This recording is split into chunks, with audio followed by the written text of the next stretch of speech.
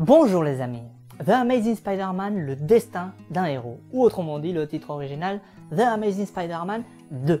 Alors pourquoi rajouter, changer et rajouter le destin d'un héros pour le titre français? Mystère. Un petit kiff.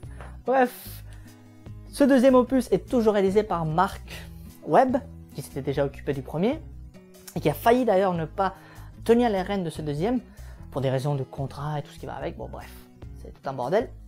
Le fait est que le voici à la tête de ce deuxième opus, de cette nouvelle saga de Spider-Man, qui sera composée de 4 films, si je ne dis pas de bêtises. Donc c'est sympathique. Déjà à la base, il faut savoir que je ne suis pas vraiment un grand fan de Spider-Man. J'avais bien aimé la trilogie qui nous avait été proposée par Sam Raimi, où on voyait Spider-Man incarné par Tobey Maguire. Donc c'était sympathique, j'avais bien aimé, sans plus. Et cette nouvelle saga, franchement, j'aime bien. J'aime bien l'approche et la tournure qu'a pris le personnage de Spider-Man, beaucoup plus drôle, beaucoup plus attachant, beaucoup plus proche du public, notamment, ça se voit à travers le film, qu'il est beaucoup plus apprécié des habitants de New York. Donc voilà, il y a ce petit côté un peu décalé, complètement autodérision avec lui-même, quoi. Un petit côté burlesque également dans ce personnage qui est vraiment un réel plus, je trouve, qui rapporte un décalage entre l'action, les enjeux de l'action et lui-même, voilà, sa façon d'être quoi face aux méchants, c'est toujours vraiment en décalage, presque je m'en foutisme quoi de ce personnage un peu, et ça j'adore, Et je pense que je suis pas le seul. Qu'est-ce qui se passe dans ce deuxième opus? Écoutez, c'est à la suite du 1, donc évidemment il y aura peut-être un petit peu de spoil par rapport au 1 et par rapport à celui-ci, je peux pas faire autrement. Donc on retrouve toujours Peter, qui évidemment à la fin du 1 avait fait une promesse au père de Gwen, sa bien-aimée, toujours incarnée par Emma Stone. Ouais, que j'adore cette femme, elle a un charme fou quoi. Elle a une de ses classes quoi cette femme, incroyable, je l'adore. Et donc il avait fait une promesse au père de Gwen, comme quoi il allait s'éloigner de celle-ci et ainsi lui éviter les ennuis que pouvait apporter le métier de Spider-Man. Parce que c'est un métier risque, oui les amis, on peut se prendre des balles perdues. Et donc voilà, le père justement de Gwen voulait pas que, malgré qu'il sache que Spider-Man aimait sa fille, mais il voulait pas que celui-ci reste proche d'elle parce que voilà, il pourrait avoir des dommages collatéraux. Il lui a fait cette promesse, mais on avait compris à la fin du 1 et dans ce deuxième opus c'est certifié, il peut pas, c'est plus fort que lui. Il aime énormément Gwen, donc il va revenir vers elle. Il y aura un petit jeu au niveau du scénario évidemment, du je t'aime moi non plus quoi. Je reviens vers elle et puis hop, je m'éloigne parce que voilà, j'ai toujours cette promesse en tête et donc faut que je la tienne quoi. Et puis je reviens vers elle parce que en fin de compte je l'aime bien quand même. Donc il y a ce petit jeu là qui dans le scénario et entre ces deux personnages qui est plutôt sympathique à suivre, mais sans plus. On apprendra davantage également sur les parents de Peter, ça sera vraiment très intéressant. On apprendra davantage sur le pourquoi du comment, pourquoi ils l'ont abandonné, pourquoi ils ont fait ce choix-là en particulier. Et il apprendra quelques petits trucs, notamment sur son père également. Donc c'est plutôt intéressant. Il y aura évidemment des méchants, des gadgets, de la baston, de la galoche, tous les ingrédients pour qu'on apprécie ce deuxième volet. Un deuxième volet qui fait 2 heures, je crois. Un peu plus de 2 heures si je dis pas de bêtises, et qui se laisse largement regarder. Ne vous inquiétez pas, il y a toujours de l'action comme je vous l'ai dit. Tout ça est très sympathique. Franchement, je n'ai pas grand chose à dire sur ce film parce que c'est bien foutu, c'est bien réalisé, c'est dans la lignée de ce que le 1 nous avait proposé et dans la lignée de ce que j'avais apprécié dans le 1. Donc vraiment le 2 il m'a pas du tout déçu. Et mais malgré tout il y a quelques petits détails, notamment au niveau des méchants, que je voulais vous exposer.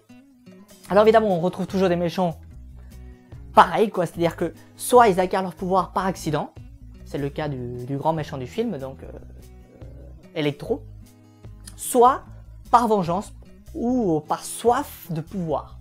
C'est toujours comme ça dans Spider-Man, donc il n'y a vraiment aucun effet de surprise. Et d'ailleurs, on va pas voir Spider-Man pour son scénario super abouti, avec des rebondissements à chaque minute. Clairement pas, c'est vraiment pas ce qui met en avant l'univers de Spider-Man. C'est avant tout pour les combats, pour les cascades et tout ce qui va avec. Donc ça, il y en a dans ce film, donc ne vous inquiétez pas. Les méchants, Évidemment, qui dit méchant dit combat de fin, de la mort qui tue. Et là, le problème, c'est qu'il y a 2 combats de fin. Et ça m'a un petit peu gêné. Pas forcément dans le fait de pur et dur d'avoir 2 combats, pas du tout, mais dans l'intensité, dans les enjeux que chacun apporte. Et malgré tout, et c'est là que ça devient un petit peu gênant, c'est que le premier avec Electro, qui est donc le méchant du film, ça m'a pas du tout gêné, donc j'ai trouvé ça logique. Il y avait une belle intensité, de beaux enjeux au niveau de la trame scénaristique.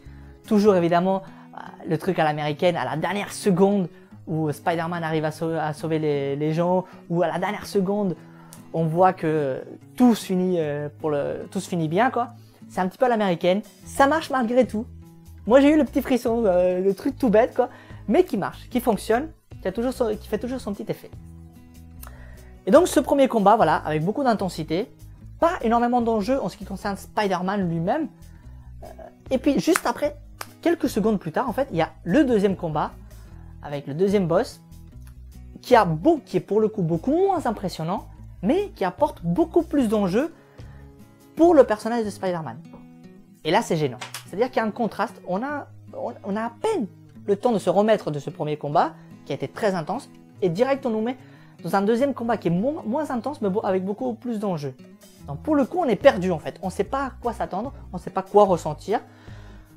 On ne sait pas en fait. C'est clairement ça. Je trouve que le deuxième combat est de trop. Clairement. S'ils avaient pris les enjeux du deuxième combat et les avaient introduits dans le premier, ça aurait fait un tout beaucoup plus impressionnant. Et pour le coup, le climax aurait été beaucoup plus net, précis et beaucoup plus impressionnant. Et aurait eu beaucoup plus d'effets, pour le coup. Vous voyez? Donc là, les 2 combats à la suite, j'ai pas particulièrement apprécié. Je trouvais que ça fonctionnait pas. Il y avait un truc, il y avait quelque chose qui fonctionnait pas. Donc voilà. Je tenais quand même à vous le faire partager. Je pense pas avoir été le seul. Je sais pas, j'étais un peu perdu vers la fin du film. Donc c'est le seul truc qui m'a un peu gêné dans ce film. Sinon, à part ça, vraiment, il y a tout ce qu'il faut pour qu'on aime ce film. Il y a tout ce qu'il faut si l'on aime l'univers de Spider-Man. Il y a un petit truc et une façon de filmer aussi qui a été sympathique, qui a été introduite et qui n'y avait pas forcément dans le 1. C'est les plans rapprochés sur Spider-Man lorsqu'il est en train de voler. Je sais pas si c'est vraiment le verbe approprié. Lorsqu'il est en train de se déplacer dans la ville de New York. On a des plans beaucoup plus rapprochés, on le voit faire des cascades en ralenti quelquefois. Et donc là, il y a un petit plus pour la version 3D. Clairement. Mais parce que oui, le film est également disponible en 3D. Mais bon, la 3D c'est toujours la même chose. Ça rajoute certes un petit peu... ça a un petit plus pour le côté immersif de l'histoire. Mais clairement, pas du tout indispensable. Si vous allez voir le film en 2D, vous aurez toujours les mêmes sensations. Ne vous inquiétez pas. Mais voilà, pour ces plans rapprochés, c'est sympathique. C'est sympathique de le voir en 3D quand même. Voilà les amis, un personnage de Spider-Man, je ne sais pas si je vous l'ai dit, toujours incarné évidemment par Andrew Garfield, qui rajoute vraiment à ce plus côté déconnade que j'adore quoi dans ce personnage de Spider-Man.